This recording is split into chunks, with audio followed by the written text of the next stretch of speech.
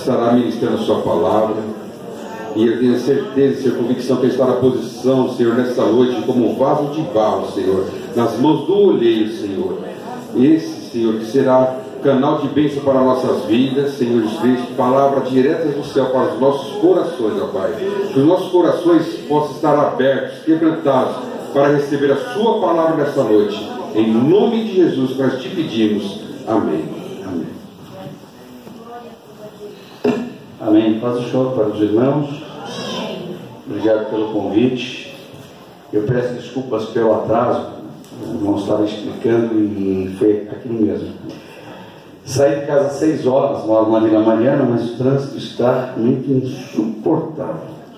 E hoje foi um dia muito corrido para mim. Eu viajo segunda-feira para os Estados Unidos, tinha que providenciar muitas coisas, até porque eu vou ficar um tempo lá dessa vez, não é uma viagem de bate e volta, vou ficar até o final do ano. E eu tinha que resolver muitas coisas. Mais uma delas hoje era alugar mais uma igreja, um galpão no Rio de Janeiro, para abrir mais uma filial nossa, né? Então a gente corre, tinha que mexer com documento, tanta coisa, como pode caber tanta coisa num dia só, né? Às vezes a gente acha que não vai dar, mas Deus me ajudou e eu estou aqui. A minha penúltima tarefa do dia, porque a última vai ser comer, porque eu estou morrendo de fome e não deu tempo nem de comer, já estou mais, né? Até é bom, porque a gente, né, perde mais um pouquinho. Pastor Eli, que alegria estar com o irmão de volta, viu? A família. E eu me lembro uma viagem que nós fizemos juntos para os Estados Unidos. Ele gostei muito de viajar com o irmão, viu? Ele é empolgado, impressionante. Aí nós fomos fazer uma visita na NASA e ele é físico, gosta daquelas coisas. Fomos ver os foguetes, aprender muita coisa sobre a NASA, sobre, né, como eles mandam aqueles ônibus espaciais. Entramos em alguns ônibus espaciais. Esse homem ficava tão encantado que ele não parecia um professor de física, parecia um crente pentecostal. Ele ficava dando glória, falando de mistério, falando língua estranha. Falei, olha, crente como que é, impressionante, né? Ele via que ele começava a me explicar do ponto de vista da física, como é que tudo aquilo. Eu tenho outro físico doido na minha igreja. Acho que os físicos, eles ou são ateus ou são muito crentes. O professor Isaac é do Mackenzie. Ele parece o Ed Murphy, olhando para ele, a cara do Ed Murphy, negamos, igualzinho. E ele é um baita de um professor de física, está com pós-doutorado em física. Só que você está falando aqui, daqui a pouco dá um grito lá, parece teu pai.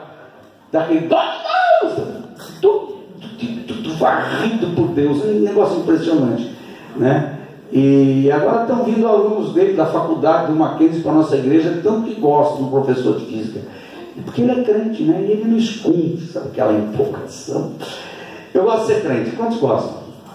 Eu gosto, porque é bom. Quem não é não sabe o que está perdendo. E eu prego, Deus tem me dado a honra de viajar pelo mundo pregando, mas eu sou mesmo pastor de igreja. E Deus nos abençoou, que nosso ministério tem crescido. Agora, como pastor, eu tenho um cuidado muito especial. Eu tenho um respeito muito grande pela minha igreja. Eu não ouso jamais subir num púlpito vazio, ou seja, despreparado. Porque as pessoas estão na igreja, elas esperam, elas vêm para o culto esperando ouvir alguma coisa da parte de Deus.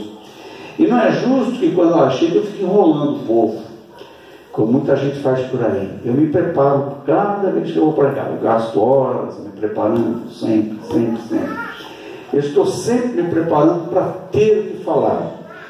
E a coisa que mais toca o meu coração é a do ensino. Os irmãos estão fazendo esse evento sobre a igreja e subdividiram o tema igreja em vários subtítulos, subtemas. E coube a mim falar com os irmãos hoje sobre a igreja discipulado, o papel da igreja no discipulado.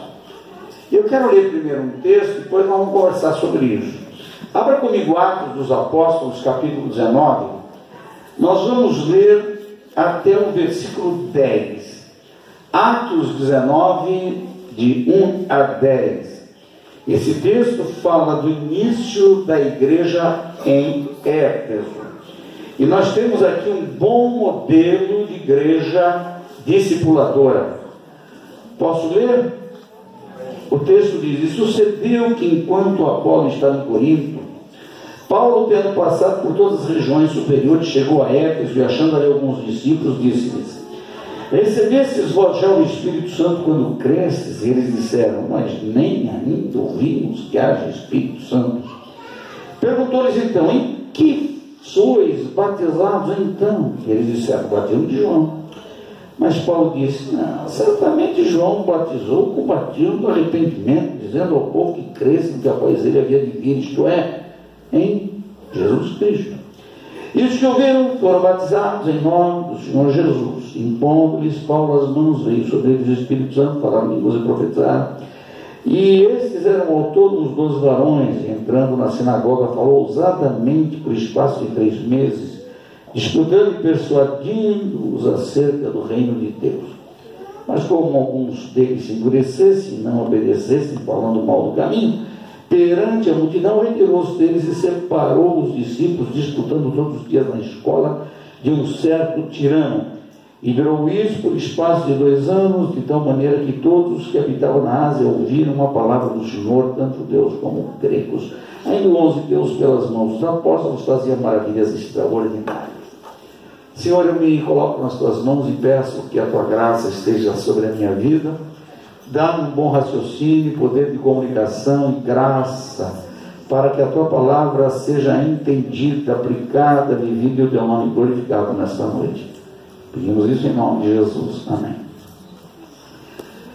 O livro de Atos dos Apóstolos cobre um período de 30 anos da igreja. Os primeiros 30 anos. É uma ata. Conta como a igreja nasceu no dia de Pentecostes e encerra no capítulo 28 com a prisão de Paulo em Roma. Nesse livro, além do seu início, da abertura da igreja, com a descida do Espírito Santo em Jerusalém, fala da conversão de Saulo, de alguns milagres realizados principalmente por Pedro. E quando chegamos no capítulo 13, a igreja inicia uma tarefa missionária, e aí vai da primeira, segunda até a terceira viagem, culminando com a prisão de Paulo. O apóstolo Paulo se embrenhou pelo mundo, pregando e ensinando a palavra de Deus. Vocês querem ver isso? Assim era o ministério dele. Vejam, bota o dedo aí para não perder, ou faz uma marca no texto que nós estamos, que a gente vai voltar para Atos 19.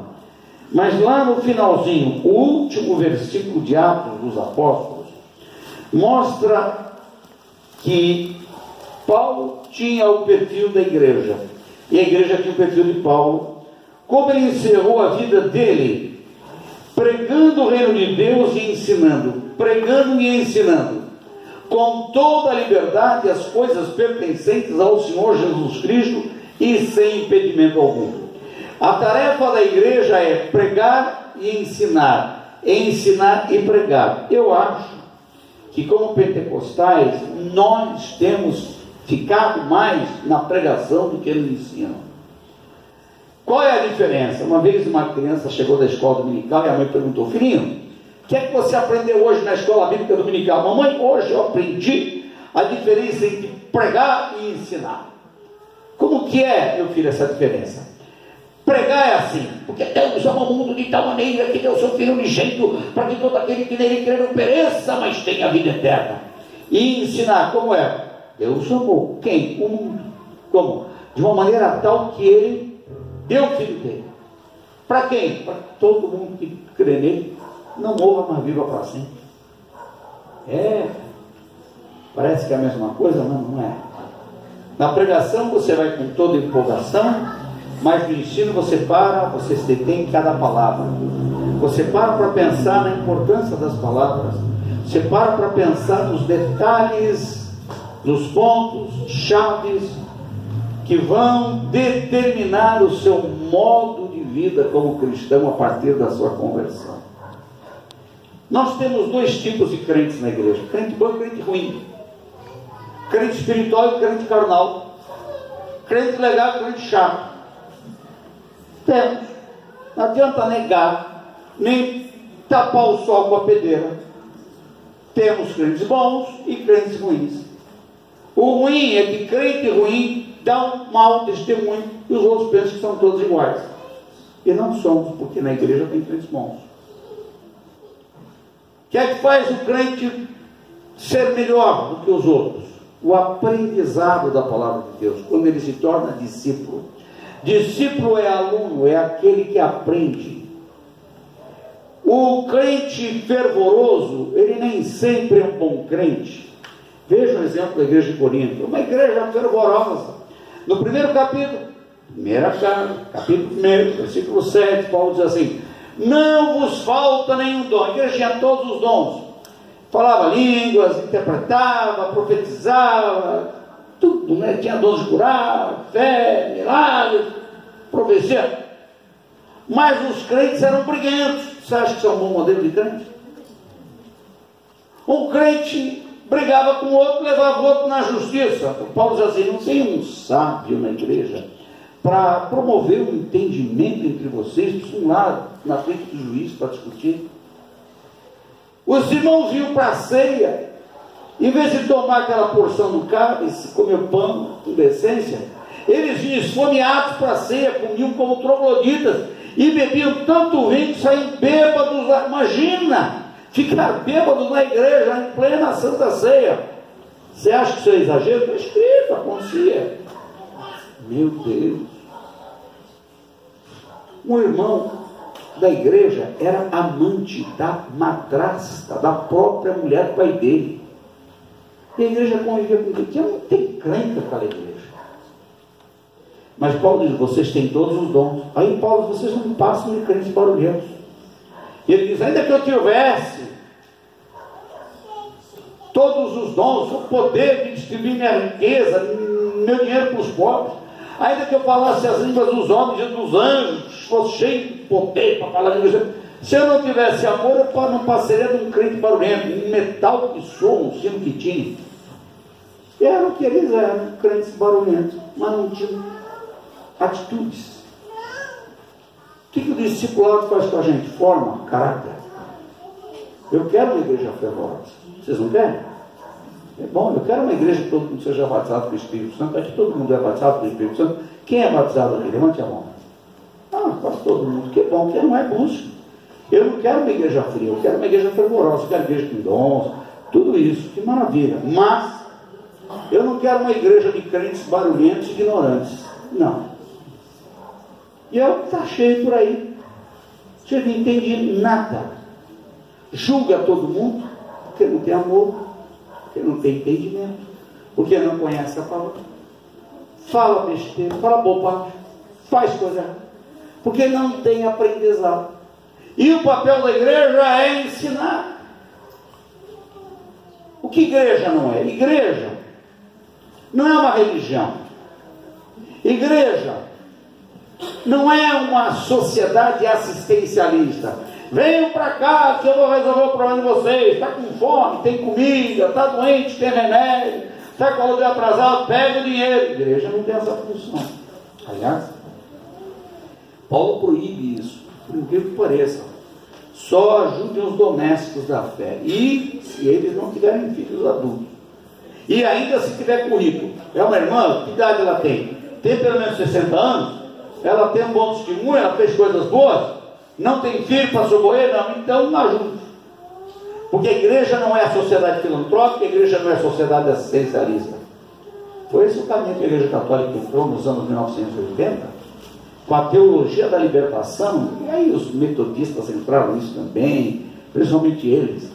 Aqui em Rude Ramos, essa universidade metodista entrou por esse caminho, meu Deus do céu, e formou a mentalidade de muita gente, formou errado. E o PT nasceu dentro dessa universidade. Daqui foi para a Igreja Católica de São Bernardo, com o Partido dos Trabalhadores ali, com o sindicato, por causa dessa teologia. Eram os professores, e eu passei por essa universidade naquele tempo, e eu sei o que eles ensinavam. A gente, em vez de aprender Bíblia, aprendia marxismo, comunismo. E a igreja estava se direcionando para ele. A Igreja Católica entrou nesse caminho. Na época, o depois Papa Bento XVI, o Joseph Ratzinger, ele era o teólogo do Wojtyła, João Paulo VI. Era o prefeito da Santa Sé Romana. Então, algo bom ele. Quando morreu o outro, ele ficou no lugar dele. E sabe o que aconteceu? O Brasil ficou bravo, a Igreja Católica Brasileira, porque ele foi eleito Papa. Sabe por quê? Quando ele soube que a igreja no Brasil estava entrando por esse caminho do comunismo, da assistência aos pobres, o nascimento do PT, ele caçou a palavra do Frei Leonardo Boff e do irmão dele, que eram professores nossos aqui, católicos que davam aula aqui na Metodista, professores nossos. Eu fui dessa época da faculdade. Silêncio obsequioso. Pronto, depois ele se torna Papa. A igreja de Roma não aceitou o que fizeram com a Igreja Católica Brasileira, porque a igreja perdeu o propósito dela. Foi por esse caminho. Irmãos, a igreja não vai cuidar dos pobres? Vai. Os seus pobres.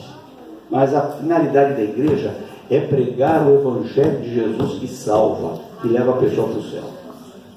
Não adianta nada encher o estômago da pessoa e ela ir para o inferno. A igreja não é assistencialista. A igreja é a entidade do reino de Deus na terra para proclamar as boas novas que salvam. O reino de Deus, diz a Bíblia, não é comida, não é bebida, mas é justiça, paz e alegria do Espírito Santo. Sai um amém aí?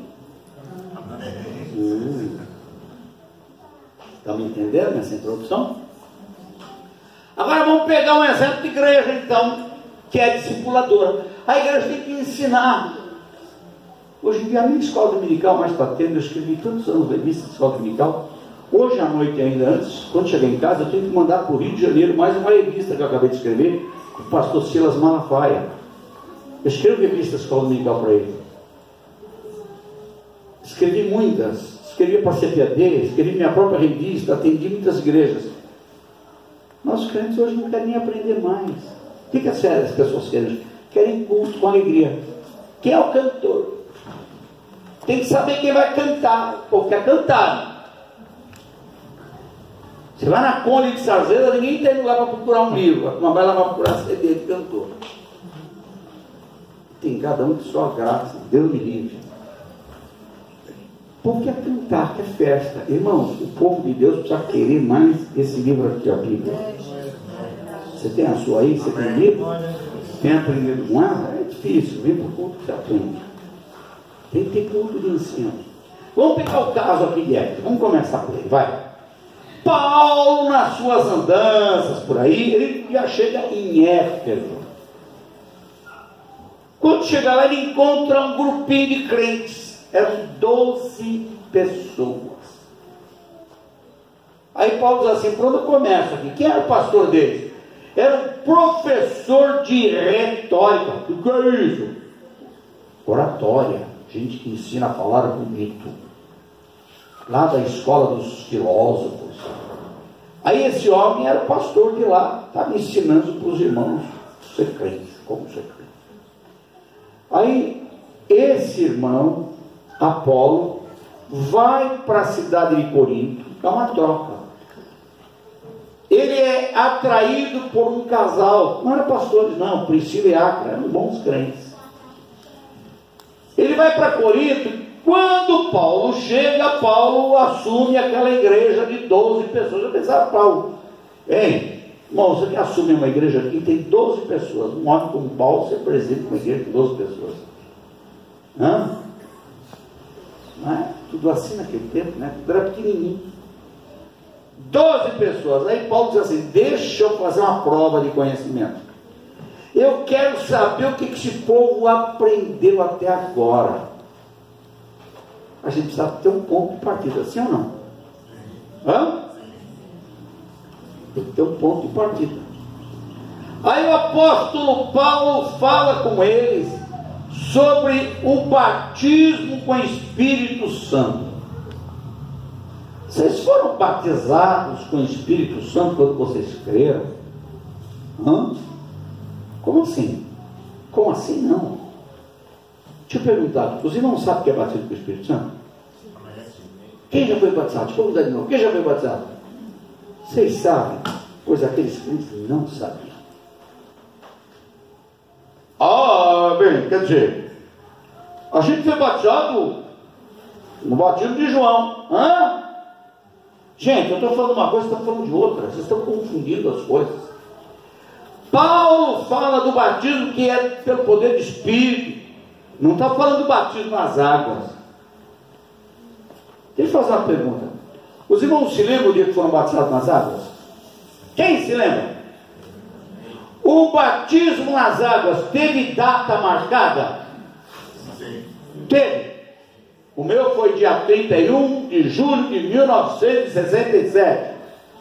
Tinha data marcada. E o batismo com o Espírito Santo teve data marcada? Não. Você sabia quando você ia ser batizado? Você sabe agora que já foi, né? Mas você não sabia quando ia ser. Porque não depende de você. Vamos lá. São coisas tão diferentes, não são? Dá para confundir batismo nas águas? Tibumba. Dá uma olhadinha. E aí eu fazer batismo na igreja. Hoje tinha que vigiar tudo. Os funcionários limparam o tanque, a água está lá, deu motor, estão aquecendo a água, né? Tem que ser aquecido, né, irmão? Chega esse tempo de batismo de pobre, né? Que tremendo assim, não. Tem que aquecer. Dá para confundir batismo do Espírito Santo com batismo nas águas? Dá? Não. São diferentes? São diferentes? Sim. Vocês não estão sabendo nada, não. Paulo está pensando. Eu faço uma pergunta, eles respondem outra. Eu pergunto pedra, eles respondem macarrão. Como é que é isso? Ah, a gente foi batizado no batismo de João. Outra coisa errada. Eles não, os crentes não sabiam ainda nada de doutrina. É ruim. Você conversar com um crente que é absurdo, que não sabe nada, aí dá vontade de falar, meu Deus, senta aí, vai. Quer aprender, varão? Veja bem. O que eu sei? O que você sabe? Não sabe nada. Começar do zero, né? Qual é a diferença do batismo de João Batista com o batismo de Jesus? Toda. O batismo nosso não tem nada a ver com o batismo de João Batista lá no Rio Jordão. Nada a ver. Ele é uma coisa diferente. Que batismo é aquele? João vivia lá no sul do país, num lugarzinho chamado Qumran, numa comunidade de essênios. Essênios era um grupo que cria, eles eram os meditadores da palavra. Quando a pessoa tinha um texto velho, uma Bíblia velha, um horror, e não sabia o que fazer, porque não dava mais para ler, que estava rasgado, levava para eles colocavam em vaso de barro e sepultavam o texto sagrado.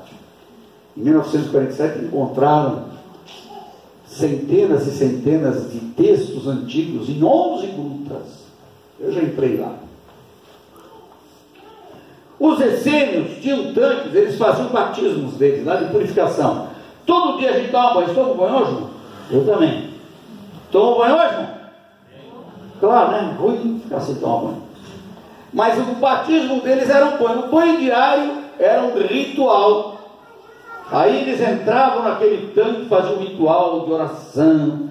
Eu agora vou limpar, vou purificar meu corpo, e todo o processo de higienização do corpo tinha sentido espiritual para os essênios. Cada vez que eles entravam naquele tanque, e agora a gente vê os tanques lá que foram escavaram e encontraram. Eu entrei num deles. Cada vez que esses camaradas entravam naquele tanque, parecia uma piscininha assim, ele tinha que se comprometer com alguma coisa. Cada dia ele tinha que arrumar um assunto. Se comprometer com aquele assunto. Aí agora João vai lá pertinho, bem pertinho de lá para o Rio Jordão. E o João Batista recebeu, ele era profeta, ele recebeu uma mensagem de Deus. Que mensagem que ele recebeu? Olha, eu estou aqui, eu estou batizando vocês, eu vou batizar vocês para assumirem um compromisso, irmão.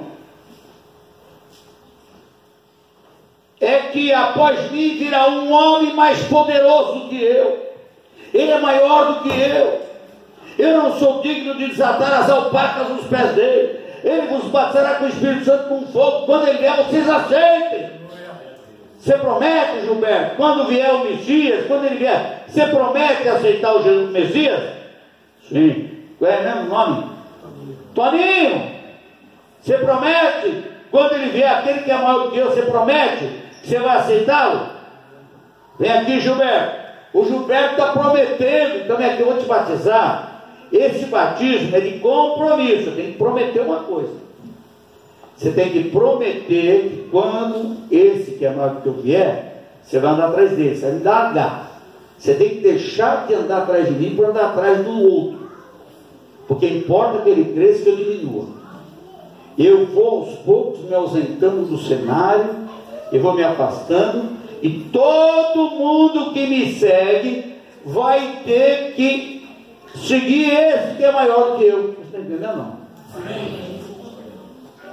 Esse é o assunto. Então eu vou te batizar. Batismo para o arrependimento. Você promete que você vai se arrepender dos seus pecados? Prometo. Quando ele vier, você se arrepende para ele, tá? Eu não tenho poder nenhum.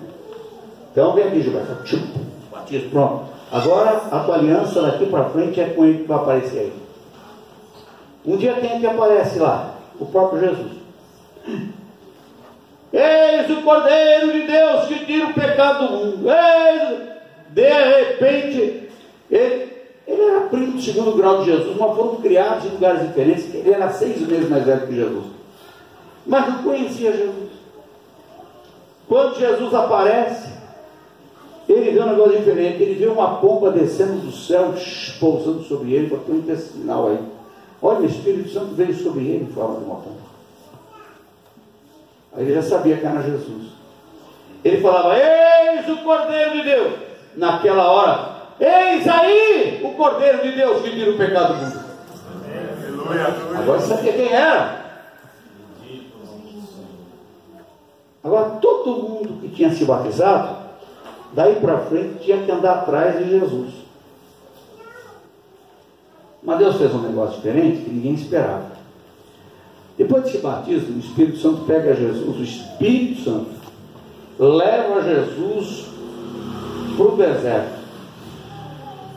Fazer o quê? Você vai ficar aí no deserto, você não vai comer, não vai beber, você vai passar aí 40 dias sem comer, sem beber. Depois você se prepara para o pior. Irmãos, eu já estou morrendo de fome quando eu comi direito hoje. Almocei cedo, almocei um pouquinho só, e eu agora estou morrendo de fome. 40 dias assim é ruim. 40 dias sem comer, dá fome, não dá. E o pior que eu falo assim, e o pior vem depois. Sabe que vem aí? O capeta para te tentar. Olha, Jesus passou cada um. Dá uns glória aí que você é dele. Olha o que ele fez para a gente. Aí, né? Jesus, então ele some do cenário por 40 dias. Como chamavam os discípulos de João Batista? Mandeanos. Mandeanos. Vocês pensam que foram todos que seguiram Jesus? Uma pequena parte. A outra parte não foi atrás de Jesus. Se batizou, se comprometeu, mas largou o assunto no caminho. Aí João Batista morre, decapitado. Lembra da história? Cabeça na bandeja, porque ele foi lá falar mal da esposa de Herodes, que não era esposa, né? Um caso de adultério. Pronto, ele perde a cabeça, encerra o ministério dele. Deus louvou, João, mas agora é a hora de Jesus. Esse Apolo aqui, que foi pastor em Éfeso, foi da turma dos mandeanos, que é isso, discípulo de João Batista. Ele aprendeu de João Batista, mas não aprendeu de Jesus.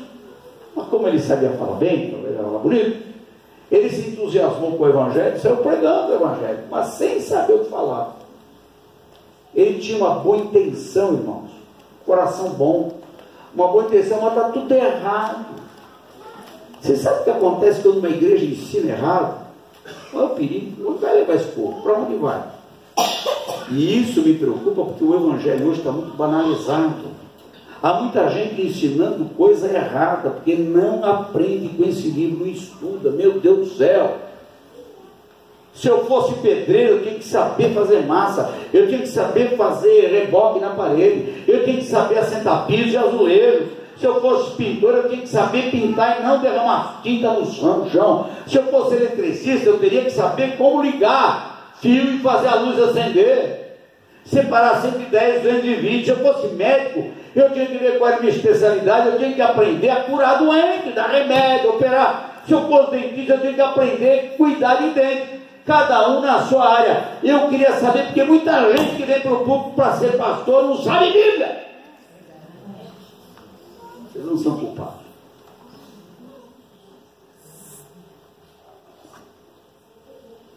Eu fico por conta disso. Aí você liga o rádio, você fica morrendo de vergonha.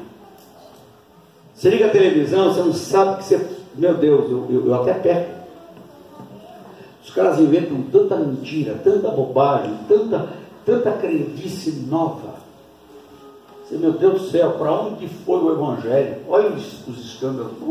Jesus falou que isso ia acontecer, e Paulo também preveniu que no final dos tempos haveria uns escândalos. Aí tem que saber conhecer a palavra para saber entender quem é quem. Julgar a diferença entre o falso e o verdadeiro. Como é que a gente faz isso? Dando glória a Deus, falando ele. Não, aprendendo. Como disse, eu sou crente em Jesus, mas a Bíblia é interessante. Chama a gente de discípulo. Eu não sei porque a gente não repete esse termo. O que você é? Sou crente, não sou discípulo. Sou aprendiz de Jesus. Ele é meu mestre. Ele aparece o tempo todo como mestre, né? Olha o Paulo ensinando esse povo aqui, gente. Vocês daqui de Éfeso não sabem nada, vocês estão abaixo da linha do conhecimento.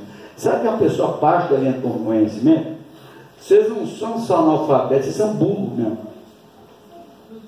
Não vou falar isso, mas né? Não era o que eles eram? Sabiam nada, gente. Sabiam nada.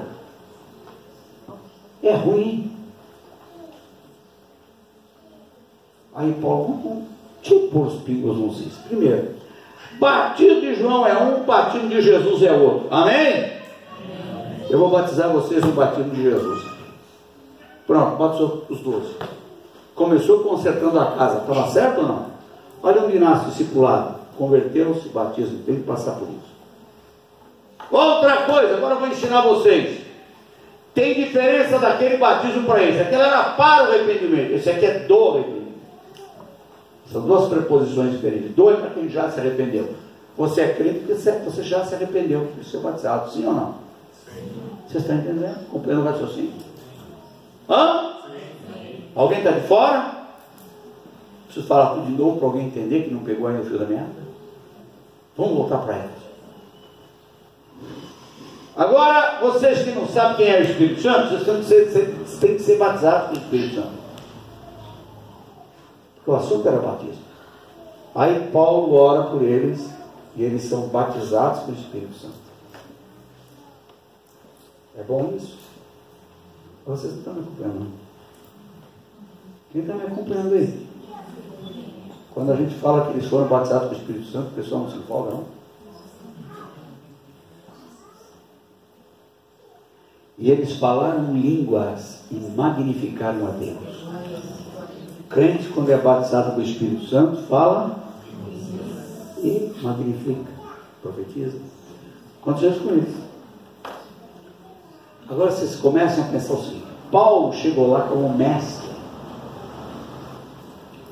Paulo chegou ensinando. O papel do pastor na igreja não é só pregar. O papel do pastor na igreja é instruir os crentes a serem bons crentes. Mas para ser bom crente é preciso entender quem é Deus, quem é Jesus, o Filho de Deus, quem é o Espírito Santo, o que é igreja, como funciona uma igreja, o que é a Bíblia, qual a diferença do Antigo e do Novo Testamento. Ah, coisas básicas, mas se não souber, não roda. E tem muita gente que não sabe. Doutrina. Deus me deu a graça, além de escrever vários livros, e revistas de escola dominical, eu escrevi também uma enciclopédia de 4 volumes grossos. Uma enciclopédia de doutrina. Foi publicada pela Central Gospel, do pastor Silas Malafaia, Teologia para Pentecostais. Alguns irmãos adquiriram na igreja sede, né? Eu não trouxe comigo, hoje não nem tempo, mas quem quiser adquirir é fácil. Pergunta ao pastor que ele vai dizer onde me achar, ou me achar não. Vou achar meu pessoal agora, porque vocês não vão me achar não. Doutrina. O nosso povo precisa conhecer mais doutrina. E a doutrina a gente aprende como aluno. Se você não é discípulo, você é só do repetir. Eu quero esse poder de Deus, eu quero ouvir Deus falar. Você quer ouvir Deus falar, mas você não quer aprender nada de Deus? Irmãos, eu quero uma igreja fervorosa, mas eu quero um crente que tenha entendimento da fé. O apóstolo Pedro escreveu dizendo: estejais sempre preparados para responder a qualquer um que vos pedir a razão da vossa fé. Por que você é crente? Porque Jesus morreu pelos meus pecados. Eu sei de onde vim, para onde eu estou indo. Não posso pôr tua aqui. Vou abaixar o negócio. Cadê? Agora melhorou, né? Larão, é contigo o negócio. Ixi, que dia, né? Deixa esse negócio quieto aí. Bem, a igreja de Éfeso começou assim. Paulo aí, ele aproveitava o tempo, enquanto ele cuidava desses 12, ele era uma sinagoga. O que é a sinagoga? A congregação dos judeus. Ele era judeu, tinha muito judeu lá na cidade, ele ia lá e ficou por 3 meses, ficou ensinando sobre Jesus na sinagoga, até o dia que puseram ele para correr. Aí ele arrumou emprestado uma escola de um homem chamado Tirano. Ele ficou mais 2 anos ensinando. Então ele permaneceu 2 anos e 3 meses em Éfeso, ensinando, treinando uma igreja para o ensino. Olha que interessante. Vocês querem saber onde eles chegaram? Eles estavam abaixo da linha do conhecimento.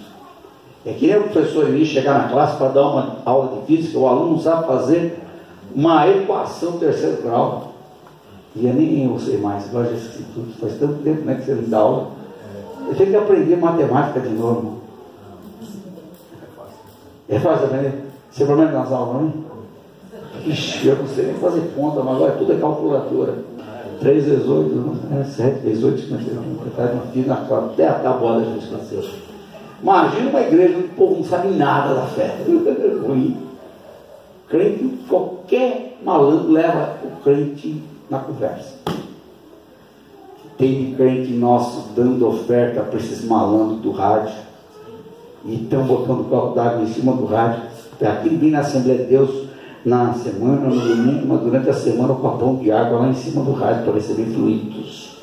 Poder de Deus. Vamos parar com isso, né? Honra com a igreja, que é o pastor. Vergonha, né? Aí essa igreja cresce tanto no conhecimento. Os irmãos sabem quantas cartas Paulo escreveu? 13. Romanos, 1 aos Coríntios, 2 aos Coríntios, Gálatas, Efésios, Filipenses, Colossenses, 1 aos Tessalonicenses, 2 aos Tessalonicenses, 1 Timóteo, 2 Timóteo, Tito e Filemão. 13 cartas. E Hebreus? Não foi ele não. Mas 13 cartas. A carta mais profunda de Paulo foi aos Efésios. É um texto profundo, fala de profundidade soteriológica. Pastor, não fala difícil, não, que eu não entendo. Pois é. Os irmãos daquela igreja sabiam entender a linguagem de Efésios. Carta, sabe o que significa isso? Que eles cresceram. Quando a gente é novinho, a gente lê livros fáceis, literatura fácil. Depois, quando você vai para a faculdade, quando você vai fazer um mestrado, então seria aquela literatura, parece que o autor escreveu só para ele, né? Tudo entender. Aqueles irmãos estavam capacitados para uma literatura mais forte. Sabe o que significa isso? Que eles saíram da ignorância e foram para o conhecimento. Mas não parou aí. Vá comigo para o Apocalipse, eu já estou terminando, viu? Eu estou com fome, vocês estão com sono, né? Estou vendo. Olhem aqui Efésios 2º capítulo. Essa igreja de Éfeso, terceira fase. Primeira fase, não sabia nada, misturando a doutrina. Segunda fase, já sabe e recebeu uma carta profunda do apóstolo.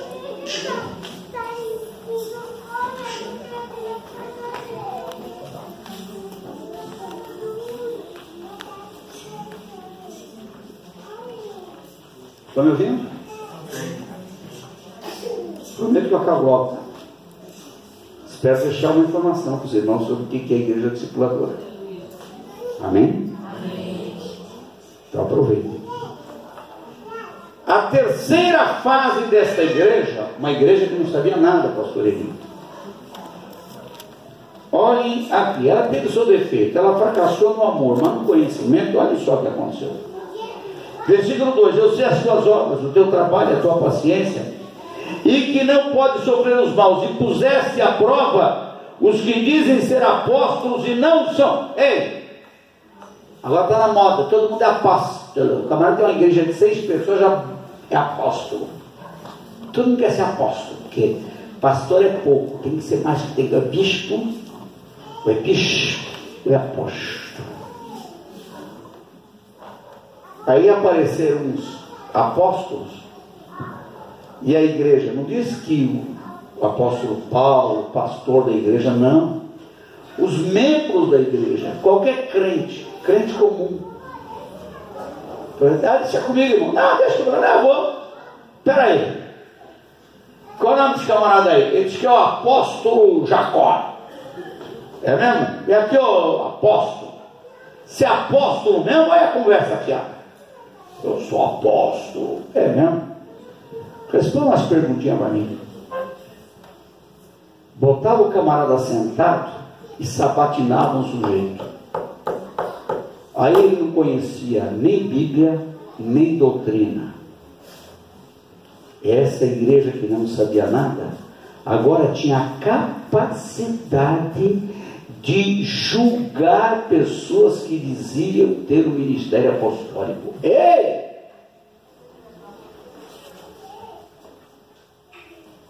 Cresceram, hein? Aí, desculpa, gente, faz de conta que você é o falso apóstolo. Mas cara, tu é ruim mesmo, hein? Não sabe doutrina nenhuma. Você não sabe nada. Sabe Bíblia, não sabe doutrina. Sabe o que você é? Você é um mentiroso. Meu Deus. Os crentes desmascaravam os falsos apóstolos. Hoje em dia, irmão, qualquer apóstolo desses aí leva a crente na conversa. E leva o dinheiro, te assalta. Fala que não é assim. Eu não, pastor, não conheço muita gente, então tá bom. É só para fazer negócio. O conhecimento nos livra dos maus obreiros. O conhecimento nos livra de ações do diabo. O conhecimento traz consigo entendimento, sabedoria e discernimento do Espírito. Vamos ser uma igreja fervorosa. Mas vamos ser uma igreja que aprende. Está entendendo? Será que era isso que vocês queriam de hoje? Será que era isso, né? Eu tenho mais coisa para falar, mas não vou falar porque são 5 para as 9. Eu ia entrar numa segunda parte e não vou nem entrar. Eu quero que vocês lembrem do que eu falei. Atos 19, os crentes de Éfeso que não sabiam nada, e tinha um pastor, e o pastor foi unido. O Apolo foi aprender com o Priscila, aí ele entendeu, ainda bem que ele também aprendeu. Ele era um professor ruim, que não sabia de nada. Agora, os crentes de Éfeso não sabiam nada, mas souberam entender e receber uma carta profunda de Paulo na segunda fase, e na terceira fase sabiam julgar os falsos apóstolos. Isso é aprendizado. Irmãos, não se justifica nos dias de hoje crente ignorante, mas não, viu? Crente que gosta só de ficar correndo atrás de profecia. O Senhor fala quando Ele quiser falar conosco, porque não tem entendimento. Nós não somos feiticeiros, e nós não vivemos esse evangelho de apertar botão. Nós somos provados no nosso dia a dia, e o Senhor mostra que está ou não conosco quando nós andamos em integridade diante de Deus. Mas nós somos levados ao pé da cruz para buscar misericórdia, graça, no tempo da nossa peregrinação, até o dia da chamada. Quando chegar lá não tem mais problema. Mas enquanto estiver aqui tem crenca, né? Amanhã tem que lidar com elas, fazer o que a vida é assim. Aí nós vamos praticar a nossa fé, o nosso amor e a nossa esperança, que são as virtudes cardeais do cristão. Deus abençoe os irmãos. Amém.